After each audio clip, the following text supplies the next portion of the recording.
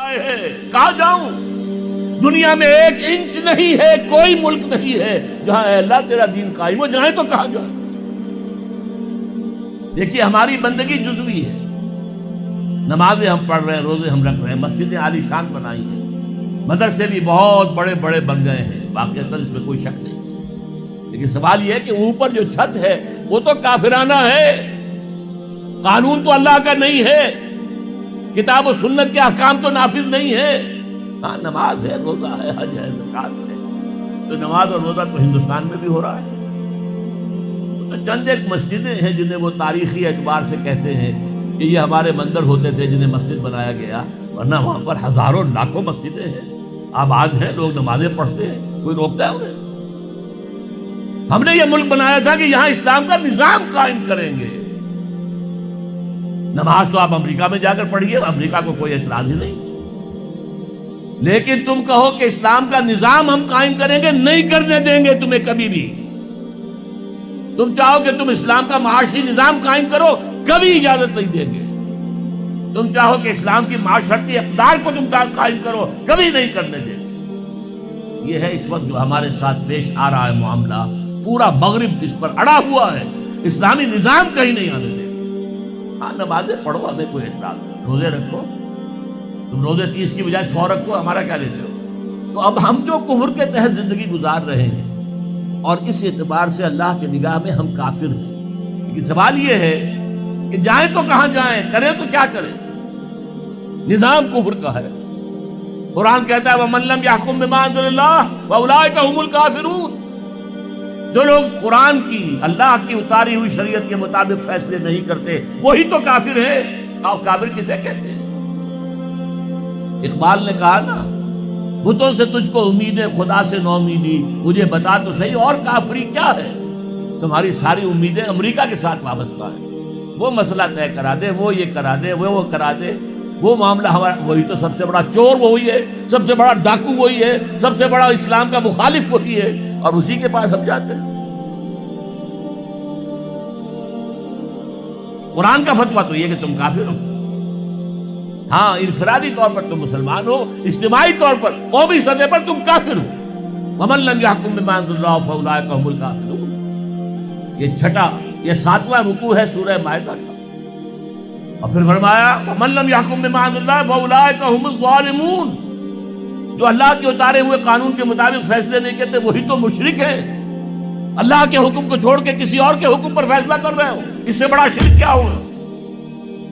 اور تیسری مرتبہ فرمایا وَمَن لَّمْ يَحْكُم بِمَا أَنزَلَ اللَّهُ فَأُولَٰئِكَ هُمُ الْفَاسِقُونَ۔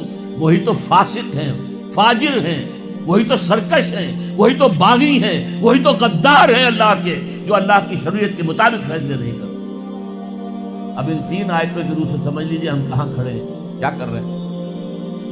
دیکھیے میں آپ کو ایک مثال دیتا ہوں، ہماری آبادی کا میں سمجھتا ہوں اکثریت تو وہ ہے جو نماز روزے کی بھی پابند نہیں ہے۔ ان چیزوں کا چرچا شہروں میں زیادہ، دیہات میں بہت کم رہ گیا، بہت کم، بہت کم، اور ہماری 70% آبادی دیہات کے اندر۔ اچھا جو نمازیں پڑھتے روزے رکھتے ہیں، خاص طور پر شہروں کے کاروباری لوگ، وہ بلیک مارکیٹنگ بھی کرتے ہیں، وہ حسابات بھی غلط دیتے ہیں، جھوٹ بولتے ہیں، جھوٹ یا حلف اٹھاتے ہیں کہ یہ حساب ہم حلفیہ میں کہہ رہا ہوں یہ حساب صحیح ہے، جبکہ حساب غلط ہے۔ سودی کاروبار کرتے ہیں، اپنے کاروبار کو بڑھانے کے لیے سود کا قرضہ لیا ہے، سودی قرضہ لیا بینک سے، اپنی بلڈنگ بنانے کے لیے بہت بڑی قرضہ لیا ہے بینک سے، تو ان کی عبادت کیا ہوئی؟ وہ اس آیت کے ذیل میں آ گئے کہ نہیں؟ افتؤمنون ببعض الکتاب وتکفرون ببعض فما جزاء من يفعل ذلك منكم الا خزي في الحياة الدنيا ويوم القيامة يردون الى اشد العذاب وما الله بغافل عما تعملون۔ لیکن میں ان کو بھی چھوڑتا ہوں۔ فرض کیجئے ایک شخص ہے، نماز پڑھتا ہے پوری 5 وقتہ مسجد میں، رمضان کے روزے رکھتا ہے، اور بھی اللہ توفیق دیتا ہے، ایام 20 کے روزے رکھ لیتا ہے، یا ہفتے میں 2 روزے رکھتا ہے، سوموار کے اور جمعرات کے وغیرہ، زکوٰۃ دیتا ہے، کاروبار بھی سارے حلال کر رہا ہے، حرام نہیں کر رہا، سود میں بھی براہ راست ملوث نہیں ہے، نہ پیسہ سود پہ اوپر بینک میں رکھ کر سود کھایا، نہ سود پر قرضہ لے کر کوئی اپنا کاروبار بڑھایا، نہ کوئی اپنا کارخانہ لگایا، نہ کوئی اپنے بلڈنگ اونچی بنائی۔ پردہ بھی اس نے اپنے گھر میں بالکل شرعی نافذ کر دیا۔ وہ اس پورے اسلام پر کاربند ہے جس میں وہ کاربند ہو سکتا ہے اس وقت، لیکن وہ اس قوم کا فرد ہے جو قوم اللہ کے فتوے کے مطابق کافر قوم ہے، جو اللہ کے فتوے کے مطابق مشرک قوم ہے، جو اللہ کے فیصلے کے مطابق فاسق و فاجر قوم ہے۔ قوم کے فرد تو ہم اسی کے ہیں۔ چور کا ہاتھ تو نہیں کاٹا جا رہا، ڈاکوؤں کو وہ سزا تو نہیں جا رہی سورہ مائدہ میں جو آئی ہے، ان کے ہاتھ اور پاؤں مقابل سم سے کاٹ دیے جائیں، یا یہ کہ انہیں ملک سے باہر دفع کر دیا جائے، قتلوا تقتیلا، ان کے ٹکڑے کر دیے جائیں۔ ڈاکوؤں کو کوئی سزا ملتی ہے ایسے؟ لیکن اصل میں جو لوگ شور مچا رہے ہیں وہ ہیں جو کہتے ہیں کہ یہ اسلامی سزائیں وحشیانہ ہیں۔ بے نظیر بھٹو کا کہنا ہے یہ وحشیانہ سزائیں ہیں، اللہ کی دی ہوئی سزائیں وحشیانہ ہیں۔ معاذ اللہ ثم معاذ اللہ ثم معاذ اللہ کلمہ کفر ہے۔ اب اس کا کیا علاج ہے ہمارے پاس؟ کیا کریں؟ میری بات کو توجہ سے سنیے۔ اس نظام باطل کو ذہناً تسلیم مت کرو،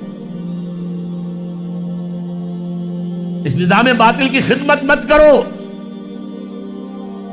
don't reconcile with it, don't serve it, don't support it. اس نظام کے تحت پھلنے پھولنے دولت مند بننے کی کوشش مت کرو، بلکہ اپنی زندگی کو سکیڑو، اپنی ضروریات کو کم کرو، اپنے آپ کو ذرا آزاد کرو، اپنا وقت، تاکہ اس وقت کو تم لگا دو اس نظام کے خلاف جدوجہد میں۔ ایک ایسی جدوجہد، ایک ایسی کوشش کہ اس نظام باطل کو جڑ سے اکھیڑ کر پھینکنا ہے اور اس کی جگہ نظام حق، دین حق نافذ کرنا ہے۔ یہ جدوجہد اگر کرو گے، تن من دھن لگاؤ گے، تو یہ کفارہ ہو جائے گا کہ تم کافرانہ ملک میں رہ رہے تھے، جس کا نظام کافرانہ تھا۔ تم چاہے اپنے آپ کو مسلمان سمجھتے تھے، لیکن نظام کافرانہ تھا جس کے تحت تم زندگی گزار رہے تھے۔ ہاں، اگر یہ کرو، اے اللہ میں نے اس نظام کو ذہناً تسلیم نہیں کیا، اے اللہ میں نے اس کی خدمت نہیں کی، میں نے اسے سپورٹ نہیں کیا، اے اللہ میں نے اس کے درمیان اس کے نیچے رہتے ہوئے عیش کرنے کی کوشش نہیں کی، اے اللہ بلکہ میں نے کم سے کم اپنی ضروریات کر کے وقت نکالا اور اس کے خلاف جدوجہد کی، اس نظام کو اکھاڑ کر پھینکنے کے لیے کوشش کی، اور تیرا نظام لانے کی جدوجہد کی۔ لا نہیں سکے تو اے اللہ ہم کیا کریں؟ ہمارے اختیار میں تو نہیں ہے، وہ آئے گا تو اسی وقت جب تیری مرضی ہوگی، تیرا منشا ہوگا، لیکن ہم نے اپنی زندگی لگا دی۔ اگر تو یہ ہے تو کفارہ ہو گیا۔